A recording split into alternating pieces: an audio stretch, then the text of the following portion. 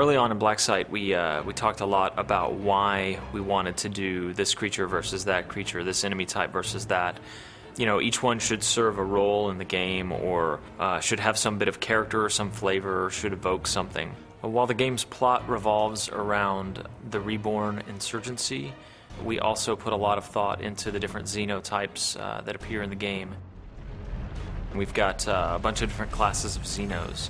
We have some large ones, of course, like, you know, the Firebrute is the size of a house practically, and their entire encounter is built around fighting it. It's a lot of fun. We have 3 different classes of these things that the soldiers sort of commonly call the flatheads. They're these massive worms that range in size from 8 feet. I think we have a 12-foot version, and then we have like a 25-foot version, and then we have one in the game that's just humongous. You fly around in a helicopter. We call it the Jumbo, and it's sort of crawled out in the middle of the night out of the ground, and its lower body, which you finally get to see, is wrapped around this massive bridge that collapses during the fight.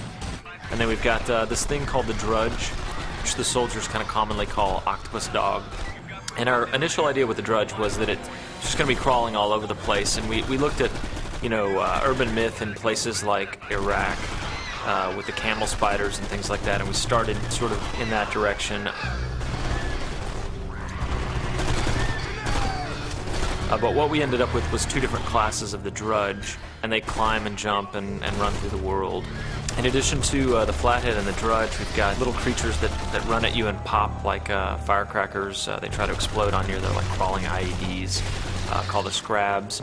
We have a monstrous Xeno called the Spore Tower, which basically rides the wind and lands, expands, and starts spawning other types of Xenos.